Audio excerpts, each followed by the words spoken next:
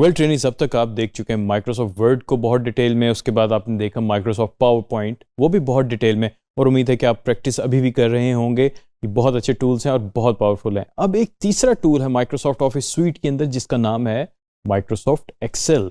उम्मीद है कि आप में बहुत सारों ने इसका नाम सुना होगा और इसका फंक्शनैलिटी भी आप लोगों को आइडिया होगा कि क्या है। ये स्प्रेडशीट्स हैं, इसके अंदर आप इनवॉइसेस, पेरोल्स और इस तरह की बहुत सारी चीज़ें कर सकते हैं। ये फाइनेंस का बहुत इंपॉर्टेंट टूल है, यहाँ तक कि यूनिवर्सिटी में आपके रिजल्ट्स भी इसमें बन रहे होते हैं, और आपकी जो मैनेजमेंट्स हैं बहुत सारी इसके अंदर की जाती हैं। अगर आप घर की बात करते हैं तो आपके जो घर के जो एक्सपेंसेस हैं, मंथली बजट है, वो भी इसमें मैनेज हो सकता है। ये बहुत ही पावरफुल टूल है और निहायत ही आसान है। ट्रिकी ज़रूर है, लेकिन हम इसको देखते हैं कि हम इसको कैसे सीख सकते हैं। आइए चलते हैं। वेल स्टूडेंट्स, मेरी स्क्रीन आपके सामने आ गई है क्योंकि हमने माइक्रोसॉफ्ट ऑफिस स्वीट इंस्टॉल किया था। तो यहाँ पे आप देखेंगे मेरे पास माइक्रोसॉफ्ट एक्सेल ऑलरेडी मौजूद है। आप भी अपना माइक्रोसॉफ्ट एक्सेल स्टार्ट कर लें ताकि हम इस पर काम कर सकें। आपने एक चीज़ नोटिस की होगी, इसकी भी लेआउट एग्जैक्टली वैसी है जैसे माइक्रोसॉफ्ट ऑफिस वर्ड की थी और पावर पॉइंट की थी। आपकी होम की टैब है, न्यू की टैब है और ओपन की टैब है, और यहाँ पे आपकी recent files, favourite, shared with me, ये फाइल्स आपको विजिबल होंगी। और यहाँ पे इसके टेम्पलेट्स हैं जिनको आप एक्सेस कर सकते हैं। लेकिन इसमें आप एक चीज़ नोट करेंगे, इसमें जो टेम्पलेट्स हैं वो रिलेटेड टू माइक्रोसॉफ्ट एक्सेल हैं, यानी कि उनमें कैलकुलेशंस ही हैं। मोस्टली इन्वेंट्री है, और उसके अलावा जो आपके माइलस्टोन्स हो गए या आपने कोई गैंट चार्ट बनाना हो। अभी हम स्टार्ट करेंगे ब्लैंक वर्कबुक से। अगर आप इसकी लेआउट नोट करें, इसमें भी उसी तरह रिबन्स हैं, लेकिन इसमें रिबन्स थोड़ी सी डिफरेंट हैं उनकी, क्योंकि ये एक फंक्शनैलिटी इसकी बिल्कुल डिफरेंट है कंपेयर टू माइक्रोसॉफ्ट वर्ड और पावर पॉइंट। तो इस वजह से यहाँ पे आपको बिल्कुल मुख्तलिफ चीज़ें नज़र आएंगी। यहाँ पे सबसे पहले होम है। होम के अंदर कुछ टूल्स बिल्कुल कॉमन है, एग्जैक्टली जैसे आपने देखा कि माइक्रोसॉफ्ट वर्ड और पावर पॉइंट की तरह आपको अवेलेबल हैं, जिसमें आप टेक्स्ट अलाइनमेंट हो गई, साइज़ हो गया, कलर हो गया। उसके बाद फिर आके यहाँ पे आ जाते कंडीशनल फॉर्मेटिंग है, उसमें टेबल्स हैं, और इसके अलावा इंसर्ट रोज़ हैं, डिलीट हैं, और इस सेल्स की इंफॉर्मेशन है। ये हम सारी चीज़ें आहिस्ता आहिस्ता देखेंगे और आपको आइडिया होता जाएगा कि इनका हमें क्या क्या फ़ायदा होता है या हमें किस टाइम पे इनको यूज़ करना पड़ता है। और इसी तरह इंसर्ट है। इंसर्ट में तो बहुत सारी चीज़ें कॉमन हैं जैसे माइक्रोसॉफ्ट वर्ड और पावर पॉइंट में थी। उसके अलावा पेज लेआउट में भी कुछ चीज़ें आपको कॉमन मिलेंगी। उसके बाद चेंजेस यहाँ से आते हैं, जैसे फार्मूला है, और इसमें क्योंकि फंक्शंस यूज़ होते हैं, फार्मूलाज यूज़ होते हैं, या आप बनाते हैं अपने फार्मूलाज, तो उसकी टैब आपको मिल जाएगी। उसके अलावा डाटा की टैब है, यानी कि अगर आपकी शीट के अंदर डाटा आपने इन्वॉल्व किया हुआ है, एक्सटर्नल डाटा है, या आपका बहुत ज़्यादा डाटा इसमें मौजूद है, तो उसको हम कैसे यूज़ कर सकते हैं या कैसे मैनेज कर सकते हैं। फिर रिव्यू है, जैसे हमने ऑलरेडी देख लिया हुआ है माइक्रोसॉफ्ट वर्ड के अंदर, और इसका व्यू, ऑटोमेट और हेल्प। फिर अब हम आते हैं इसकी स्प्रेडशीट की तरफ। आप नोटिस करेंगे कि इधर यहाँ पे शीट 1 और प्लस लिखा हुआ है। इसके इंटरफेस में आपको ऑप्शन अवेलेबल होती है कि आप मल्टीपल शीट्स ऐड कर सकते हैं। तो मैं लिख देता हूँ शीट 1 ताकि आपको आइडिया हो जाए, और ये हमारे पास आ गई शीट 2।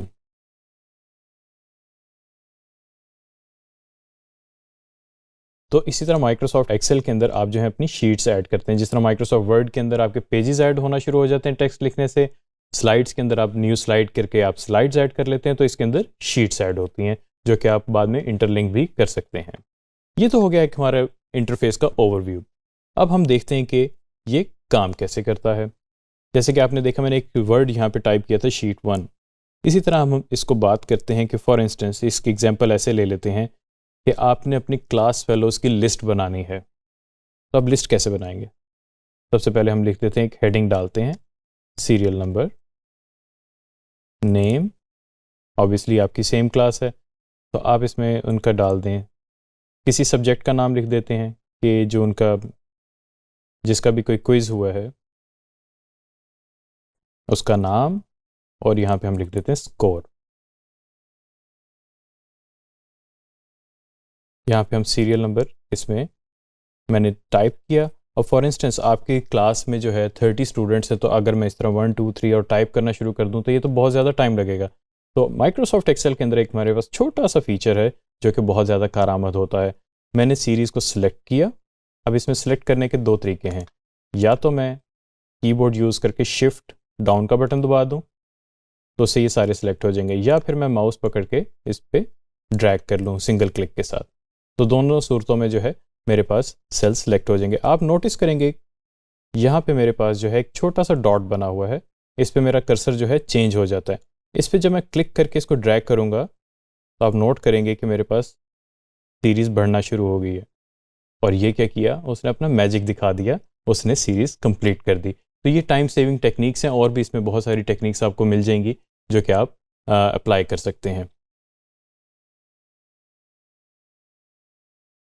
फिलहाल फॉर द टाइम सेविंग मैं जो है इसको सिर्फ कॉपी कर रहा हूँ और पेस्ट कर रहा हूँ अपनी ज़रूरत के मुताबिक, और इसी तरह नेम्स जो है मैंने ड्रैग कर दिए हैं।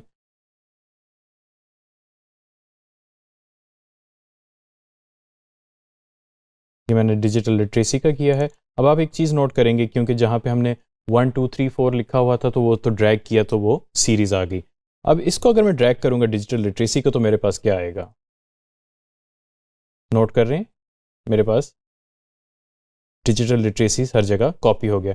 और अगर मैं चाहूँ तो मैं इस पर डबल क्लिक करके जो है वो भी ड्रैग कर सकता हूँ। तो मेरे पास बड़ी ऑप्शंस हैं जो कि आप डेफिनेटली एक्सप्लोर करते रहें तो आपको पता चलता जाएगा। इसी तरह हम आगे एंड में जो है स्कोर ऐड कर देते हैं रैंडम।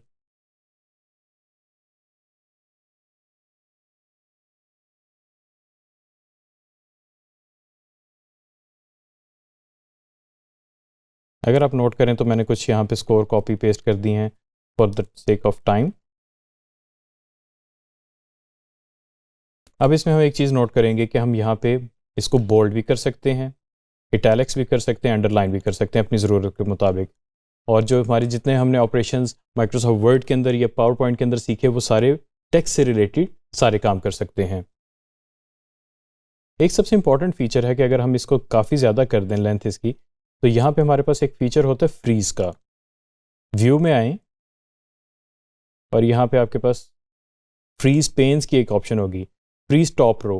टॉप रो पे जब मैं क्लिक करूँगा, अब आप एक चीज़ नोटिस करेंगे कि अगर मैं इसको स्क्रॉल करूँ तो मेरी हेडिंग्स वहीं पे रहीं और मेरा टेक्स्ट मूव होना शुरू हो गया। तो इस चीज़ को एक आप एक्सप्लोर करें मज़ीद, ये बहुत ज़्यादा फ़ायदा होगी जब हमारे पास स्प्रेडशीट्स ज़्यादा लेंथ की होती हैं।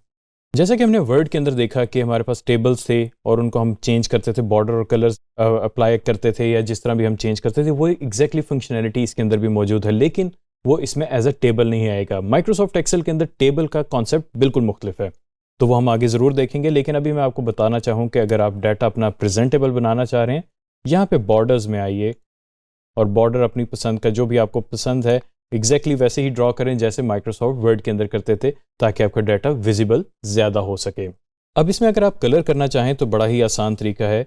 ये हमने सेल सेलेक्ट कर लिए, उसके बाद हमने बकेट में येलो कलर इस वक्त मेरे पास आ रहा है, येलो कलर मैंने कर दिया बैकग्राउंड का। और सेल फिल आप देख रहे होंगे कि सेल फिल हुआ है, पूरे पेज पे इसका कोई इफेक्ट नहीं आया। और यहाँ पे टेक्स्ट कलर जो है मैंने रेड कर दिया। तो इस तरह जो है आप अपनी एक्सेल शीट्स को बेहतर कर सकते हैं, प्रेजेंटेबल बना सकते हैं।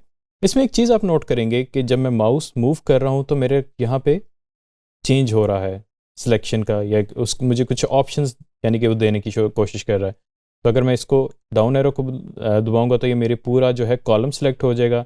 इसी तरह अगर मैं इस तरह यहाँ पे क्लिक करूँगा तो मेरी पूरी रो सेलेक्ट हो जाएगी एंड तक।